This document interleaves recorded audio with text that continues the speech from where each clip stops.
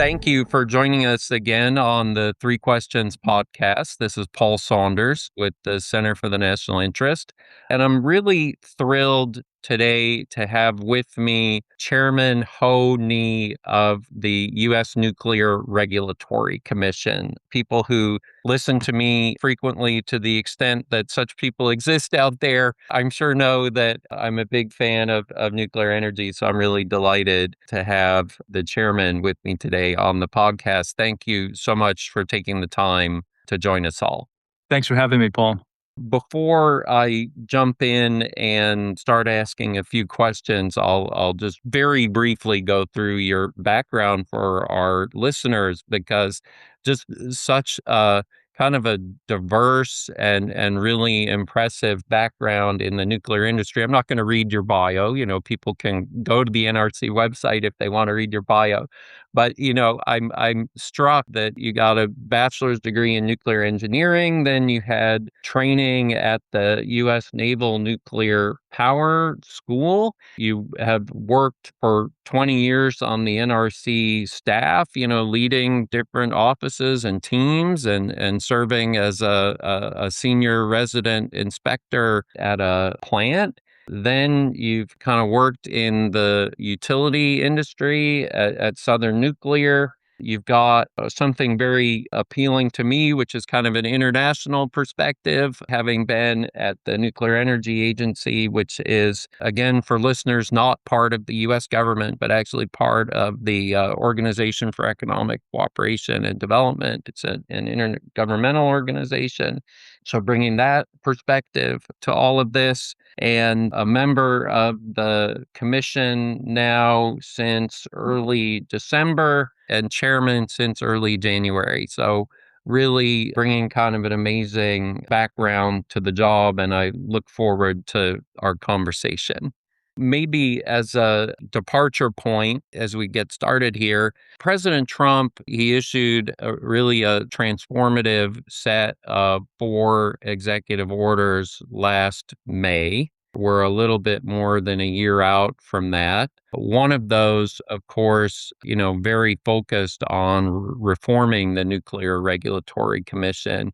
And I wonder, just as you reflect back on the last year, what you think have been the biggest and most important changes at the NRC. And also, as you look ahead, to the next year, what do you see coming that could be most consequential? Thanks, Paul. And when I think about your question here, I'll certainly get into the last year and then the next year. But I think the story with nuclear even has to go even further back than just the last year. Throughout my career, and I've been in this industry 33 years, the story around nuclear had always been about survivability and preservation. Now it's so different. Now it's about opportunity, it's about growth, it's about deployment. And the president's executive order really built on the Advance Act, which was a bipartisan act of Congress that really focused the NRC on more efficient and predictable regulation. President Trump's executive order was the catalyst for the most comprehensive change in the last 50 years of nuclear safety regulation. And really, it was the catalyst. President Trump's executive order said, let's get the red tape out of the system here and let's accelerate deployment. And over the last year, the work of the agency has just been remarkable. And the accomplishments that NRC has achieved, in the last 12 months include finalizing brand new licensing framework that could look at all types of reactors, not just the large light water reactors that the current regulations are built on. The NRC also approved a restart pathway for a permanently shut down reactor. This is the Palisades plant in Michigan.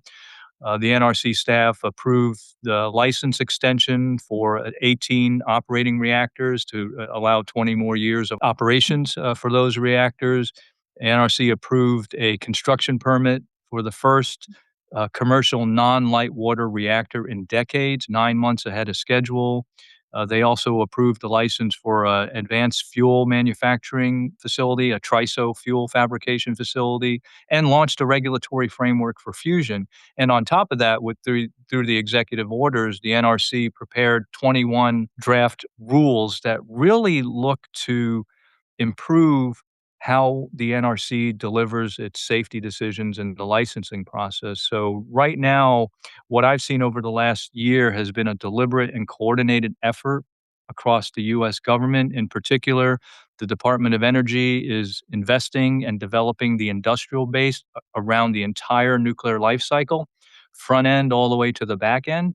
And what NRC is doing is putting in place the licensing frameworks that make that industrial base possible. And we're putting in better licensing frameworks because they're going to be more predictable and more efficient and more timely in how we come up with our safety decisions. So it's really been just such a remarkable set of accomplishments over the last year. And also, the NRC just underwent a major reorganization, which just went into effect last Monday on June 15th. So we're really setting ourselves up for deployment because going back to what I mentioned earlier about kind of the attitude in nuclear energy for the vast part of my career being about preservation and survival, and now it being about being now it's more about growth and development and opportunity. The question for nuclear now is execution. Can America deploy at scale? And here's where the NRC matters because regulatory uncertainty is capital risk, and capital will go elsewhere if risks are too high. So that's why NRC's role is so important right now in this moment to put these licensing frameworks in place. So we've published several of these draft rules that I mentioned that of the 21 that were prompted by President Trump's executive order. We have several more that will be published for comment over the next coming months. Our aim is to finalize several of the more significant rulemakings around the end of this year and the beginning of next year. Again, these are the rulemakings that are going to make that industrial base possible around the entire nuclear life cycle, front end to back end, including rules that will help accelerate the safe deployment of new nuclear technologies. And again, the work that we're also preparing for through this reorganization is also going to focus on how we can safely support expansion of the existing fleet. As I mentioned, through license renewals, but again, through power uprates, which is a really important program that the NRC runs that allows added capacity of the existing plants. And, in the well over 2 decades we've been doing power uprates, we've added nearly 6 gigawatts of generating capacity from the existing plants, and we're expecting to do more as other companies express interest there.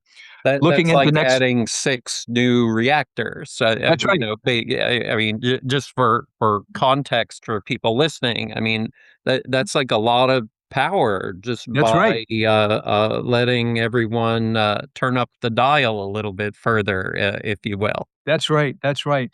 So what's next year look like, you ask? Next year will be about execution, right? It's one thing to have all these rulemakings and new frameworks in place.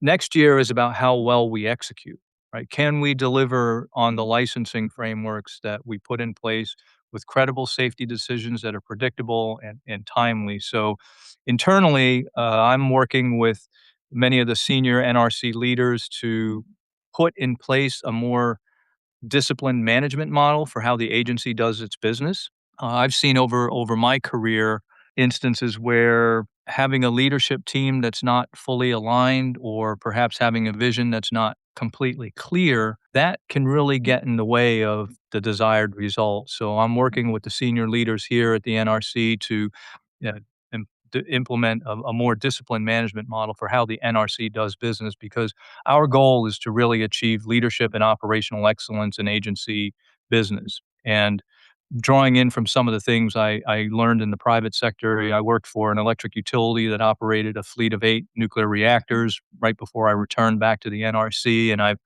worked with the industry's watchdog as well, the Institute of Nuclear Power Operations. And I'll share with you, Paul, that we have a very mature industry in the United States. They've been operating for, uh, 6 decades or so, if not slightly more of operating experience. We've learned a lot of lessons and we've built that into our nation's nuclear power plants and how they operate safely and reliability. And all these high performing companies that operate these plants, they all execute to a very disciplined management model where direction and vision is set for the organization in terms of safety and reliability performance that's they want to achieve.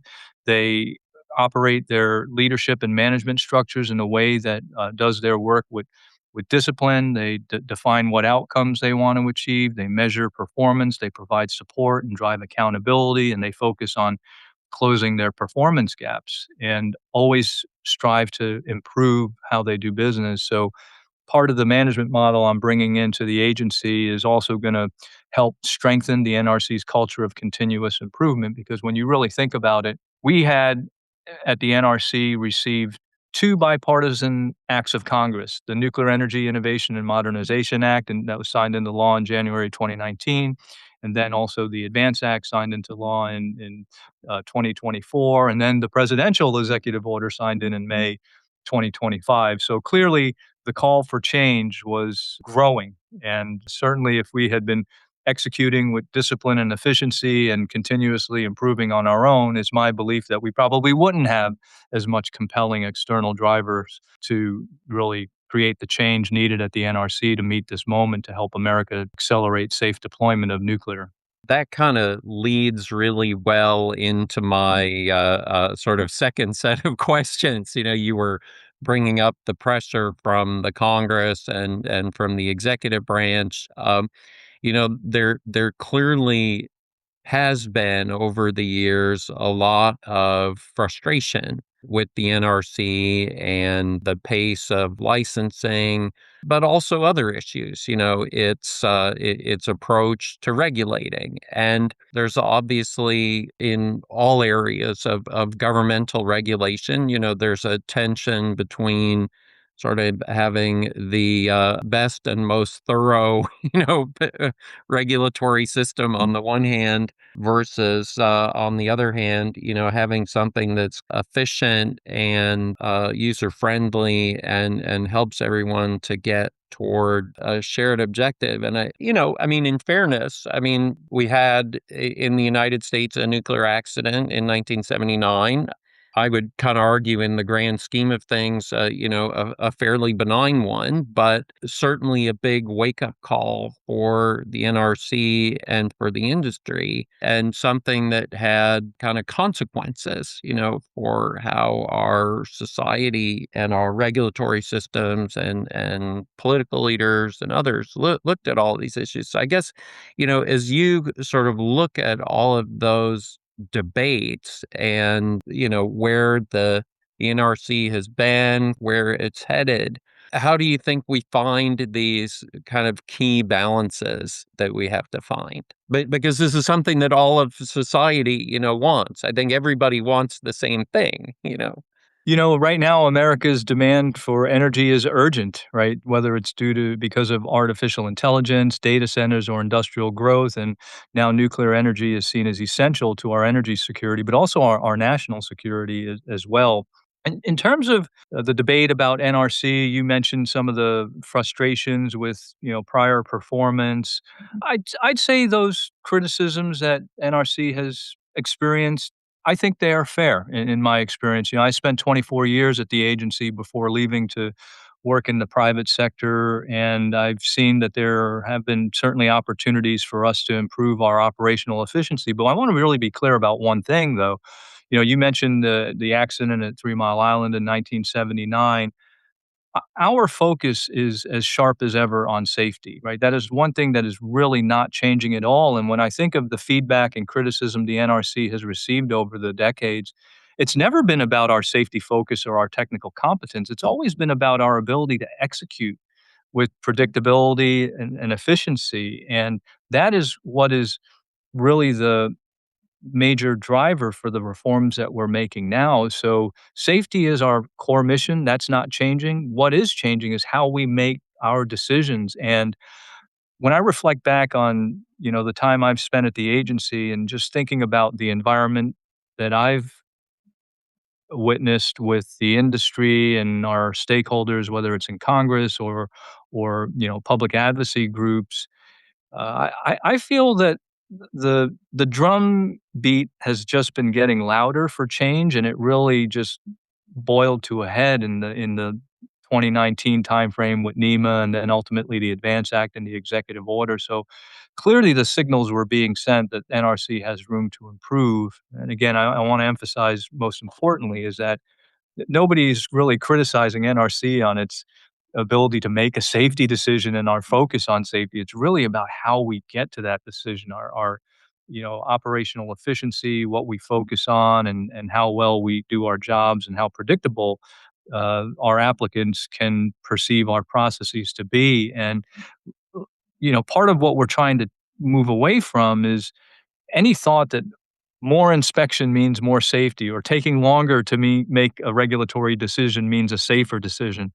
That's simply not true in all cases, right? There's some things that are obviously very safety significant, and whether it's in the inspection program or in a licensing review, we would have to focus on it because it's what's most important to safety. And what we're trying to do in our new licensing frameworks, as well as how we operate internally, as I mentioned with our management model, we want to focus our attention and our licensees' attention and the applicants' attention on the things that matter most for safety. So across our entire regulatory framework, we are removing unnecessary conservatisms that no longer reflect our current state of knowledge, right? You think about what we call Part 50, which is a licensing framework that all the 94 operating plants today have been licensed under.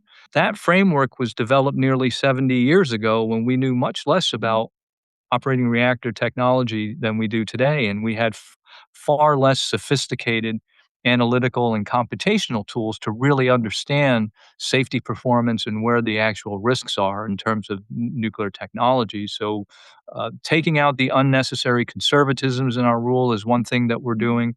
We are also adding regulatory flexibilities where safety is maintained. Some of our regulations have unnecessarily restrictive administrative requirements that really don't materially contribute to nuclear safety. So we're looking for opportunities to remove those aspects from our regulations. And a lot of what we're really doing is just applying what we call risk informed performance based approaches and how we make our regulatory decisions. And what I mean by risk informed is just focusing our regulations on actual risks. And, you know, once we identify what those are, then we can really devote our regulatory attention on the things that are most risk significant. And Mhm. obviously, giving flexibility for our licensees and applicants to use performance based approaches to, have high level safety objectives, giving some flexibility to them in how they meet those objectives, as opposed to giving very, very prescriptive things that need to be met, but may not be applicable to all types of reactors. So that's kind of fundamentally how we're really looking at changing our regulations. And I want to just maybe jump back a little bit to what you mentioned in the first question about, the NRC reform and, what occurred over the last year. There's one element I really want to highlight because I think it's significant. In the Advance Act, the bipartisan Advance Act, Congress actually added enabling into the NRC's mission alongside safety.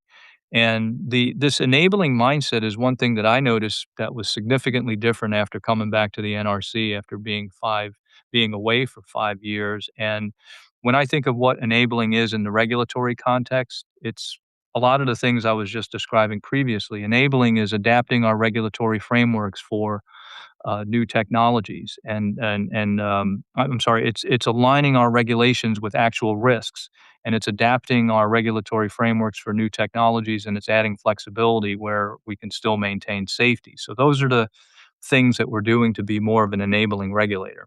That's a big shift, really. I mean, it's a small linguistic change, but a Yeah. big cultural shift, I guess I would say. Well, I have a story that I've told about enabling. So when I was last at the NRC, I was the director of the Office of Nuclear Reactor Regulation. That was the office that was responsible for all the licensing and oversight activities for the operating fleet, as well as all the new reactor activities. And when I was last there, this is from 2018 to 2021, we had embraced a new vision for the NRC's reactor program. we make safe use of nuclear technology possible. That vision emphasized the safety and the enabling components of the Atomic Energy Act.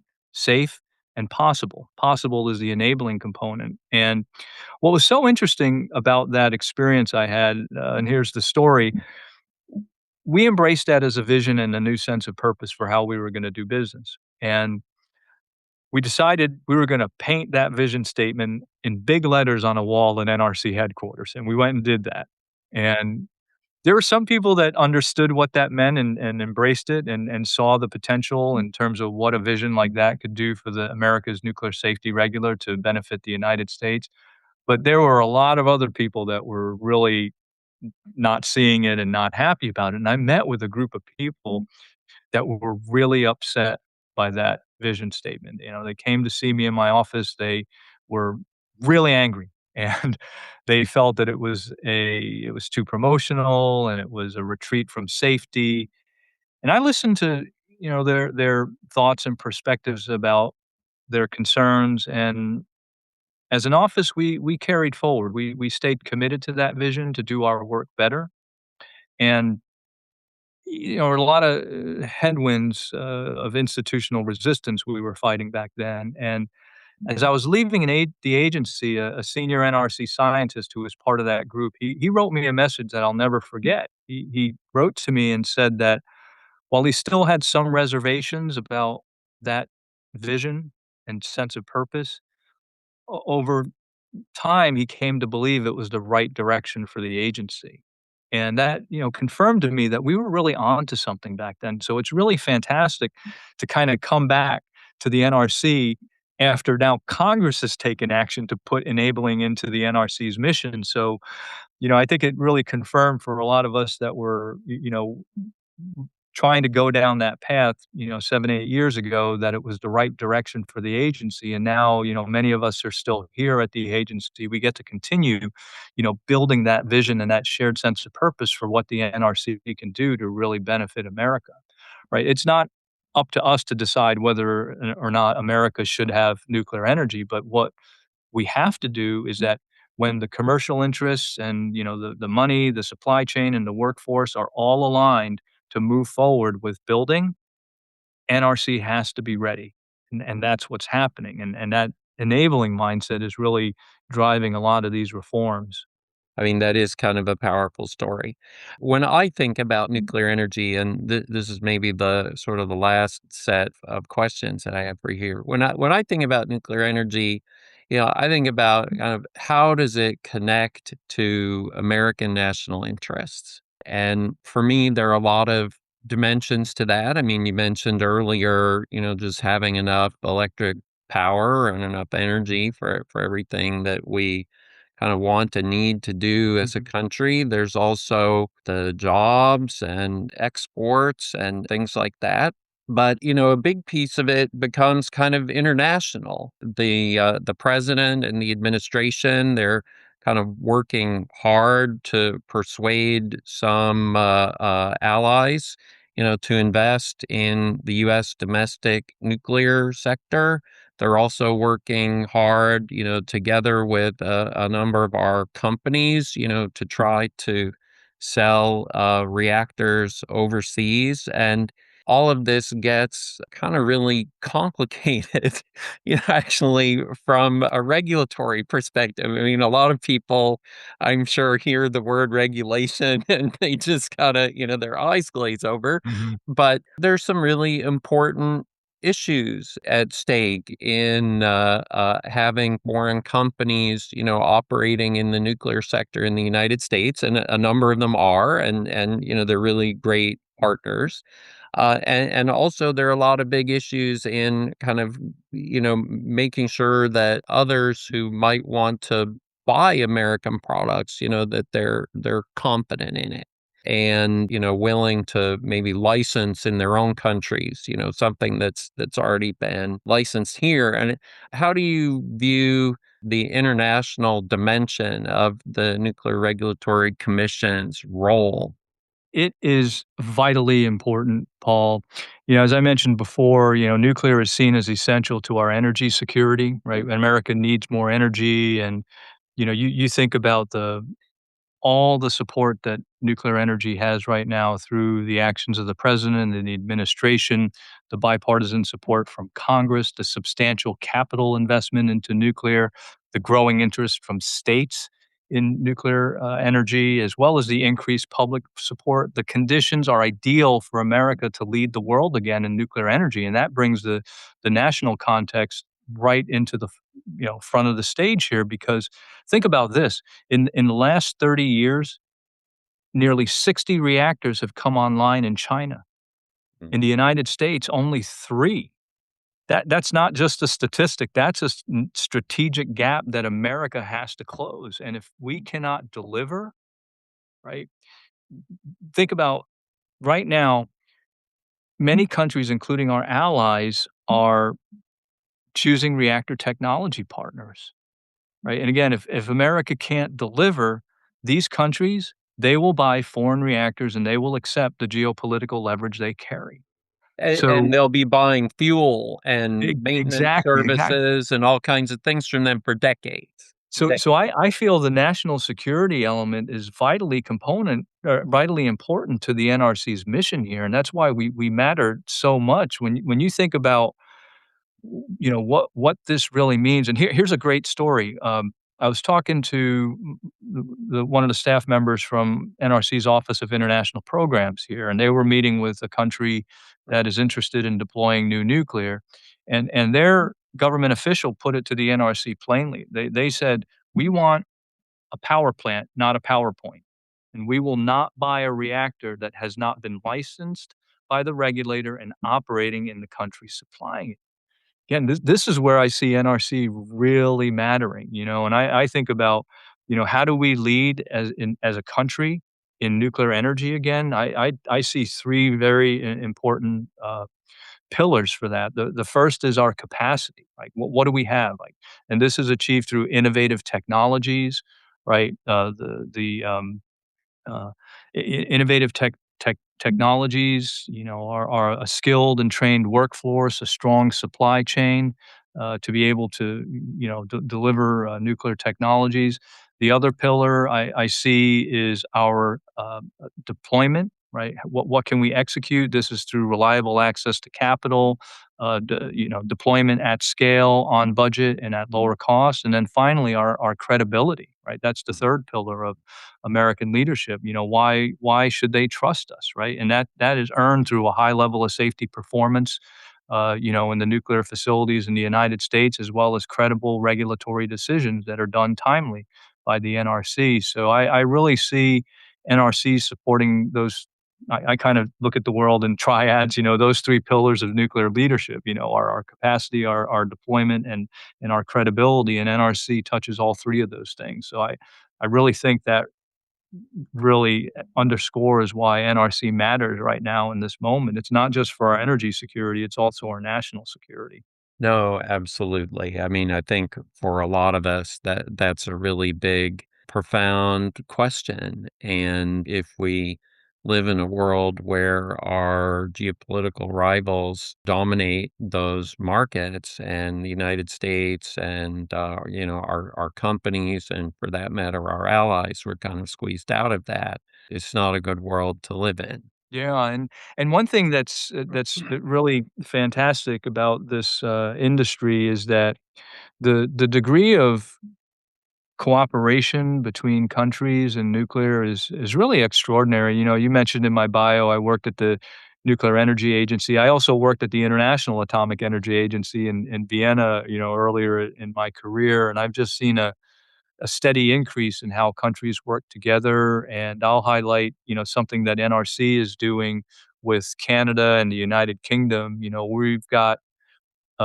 memos of understanding in place for us to have regulatory cooperation for technologies that are being looked at in all 3 of our countries. So what we're doing is we're bringing our technical expertise together to work efficiently to be able to resolve or address any regulatory matters that are relevant to all 3 countries and document that, so that any one of our countries could use it, or perhaps another country could use that information. I think the world is ready to really move toward some framework for multilateral licensing, right? You can do this in the aircraft industry, commercial aviation, right? You have airworthiness certifications that span borders, right, through a very structured process. And I could see a world where we can get there with like-minded regulators, with very consistent regulatory frameworks. Because I've always heard the conversation about, well, we need to harmonize our regulations, and I do believe that there are opportunities to really do that. But when I think about many of the international regulators I've worked with over the decades in this industry,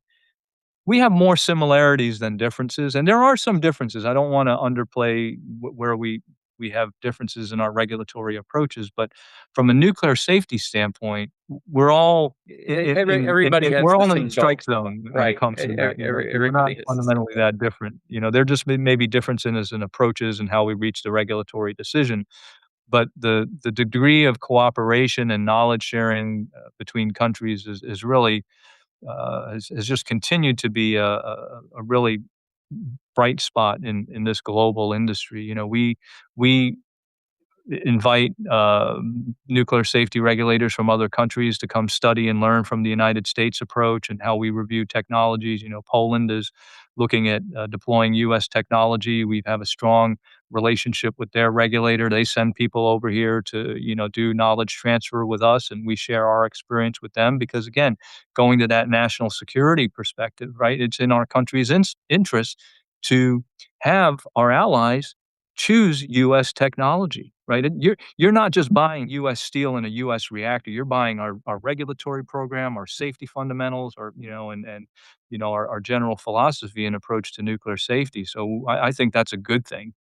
No, absolutely, and we're kind of building up a larger, almost common market space, where our companies can really build up the scale that they need to compete internationally too. Yeah. So that's really outstanding. Thank you so much for taking the time to be with me and our listeners today. Again, this is Paul Saunders with the Three Questions podcast, speaking with Chairman Ho Nieh of the U.S. Nuclear Regulatory Commission. Thank you, sir, for taking the time. Thanks for having me, Paul.